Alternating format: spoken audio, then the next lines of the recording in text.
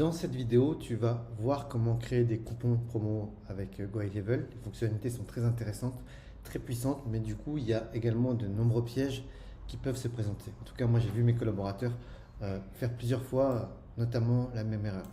Donc là, j'ai besoin de créer un coupon de 150 € de réduction par rapport à une cliente qui avait sécurisé sa place avec un dépôt. Et derrière, je vais avoir besoin de rajouter un plan de paiement. Mais quand je vais rajouter ce plan de paiement, j'ai besoin de déduire les 150 € qui ont déjà été payés. Donc voilà, c'est ça l'occasion qui m'a permis de créer cette vidéo. Donc tu vas dans paiement.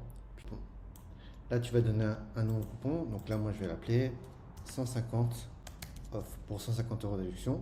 Le coupon, je vais l'appeler 150 off. Note que tu peux également le générer ici.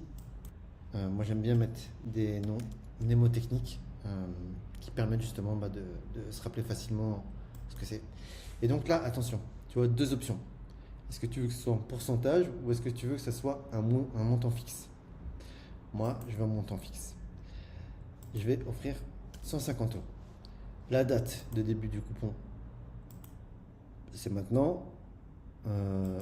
L'heure, là, ça va, c'est optionnel. Fin, optionnel. Date d'heure de fin, c'est optionnel. Et donc là, on a des options qui vont avoir beaucoup d'importance. Celle-ci, ça permet de limiter le nombre de fois que ce coupon peut être utilisé.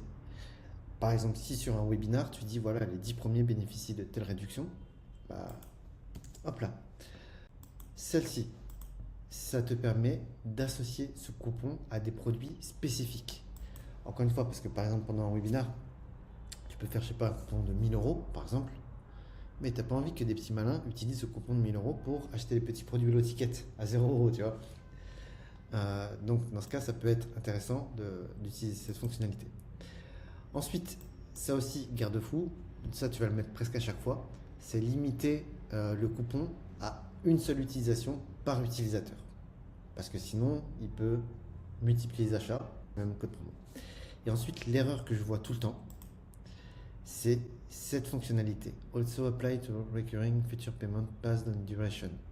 Donc ça veut dire quoi? C'est applique également cette réduction sur toutes les prochaines échéances quand il y a des plans de paiement.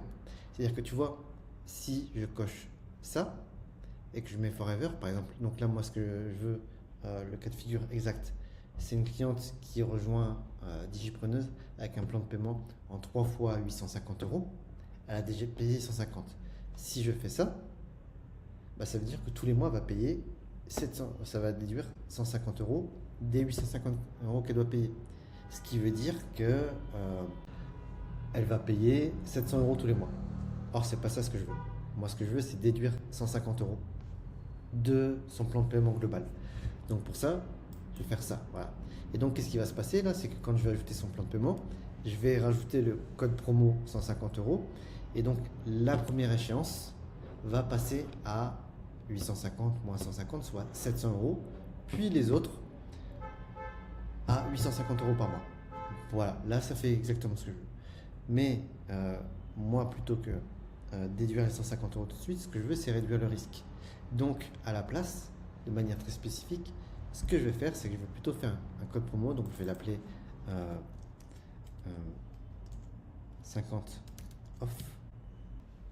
Et donc là, je vais faire un code promo à la place de 50 € parce que je sais qu'il y a 3 échéances, tu vois. Et donc, je vais appliquer à chaque échéance. Ah tiens, t'as vu, tu pourrais même. Ah tiens, c'est nouveau ça. On peut choisir le nombre de mois. Ce qui ouvre de nouvelles perspectives. Je vais vous montrer après.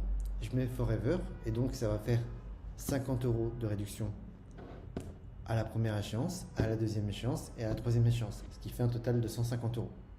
Et il vaut mieux que je fasse ça parce que dans le cas où elle arrête de payer avant, ce qui arrive malheureusement, bah, j'ai pas déduit les 150 €. J'ai déduit que tu vois, enfin je m'arrange pour encaisser le maximum, tout en déduisant correctement le prépaiement qu'elle a fait avant. Donc après il y a cette fonctionnalité là, donc qui est nouvelle, et j'aurais pu faire par exemple 150 €. Donc à ce moment-là, et là je vais l'appeler première fois. Premier mois uniquement.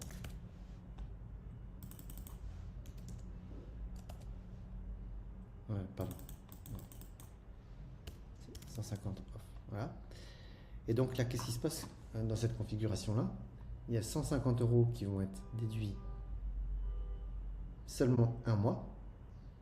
Et après, ça va passer à 850 €. En tout cas, c'est comme ça que je comprends ça. Voilà. C'est tout pour cette vidéo. Si vous avez des questions, n'hésitez pas à les marquer en commentaire. Puis si vous avez d'autres idées de contenu que vous aimeriez voir, n'hésitez pas à m'en faire part pareil dans les commentaires. Like, abonne-toi. Et n'hésite pas à partager cette vidéo avec quelqu'un de ton équipe ou un entrepreneur ou un marketeur qui pourrait en avoir besoin. Salut!